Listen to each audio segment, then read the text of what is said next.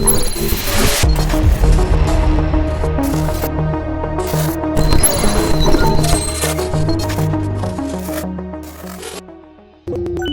car, has been designed without any constraints, for time, for budgets, and we've pushed the boundaries on having absolutely the technically best partners on the planet, and we've pushed them even further than what they do. So we've got technology in this car, which is, you'd only see in Formula 1 at the moment, and that's not something you can buy and apply.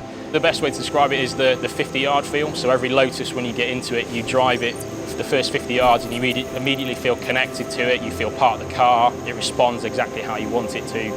And that's the real key and the real selling point from a Lotus point of view. Evija is an amazing experience to drive. It's obviously all Lotus cars are brilliant, but Evija just takes it up to the next level. We're on target to exceed what we've quoted before, so we should be up and over 2,000 horsepower. We're currently working really hard ourselves and with our supply partners to maximise the performance envelope of the car, and that's both from a power and a torque. We're confident we're going to exceed our torque capacity. And the weight and the performance of the car, we're far in excess of where we thought it would be, particularly around our track here. We're going to be the fastest ever road car, and even approaching some of the historical F1 cars that have been around our track. So the thing's going to be a real weapon.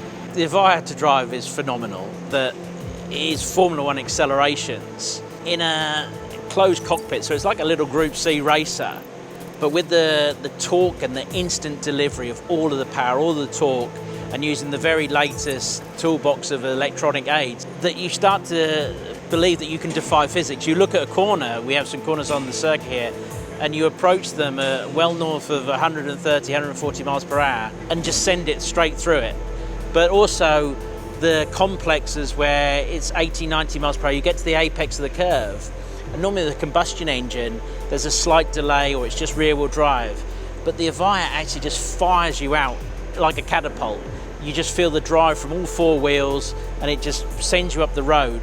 And then you get the confidence with the aerodynamics and the brakes that you're just waiting to hit the brakes and go around the next corner. So it just puts you into a new level of driving. There's no car in the world that has this technology. This is a real tour de force, from the world's most power-dense battery, the world's most power-dense e-axle package. And that's part and parcel of making a real Lotus a performance car, a lightweight car.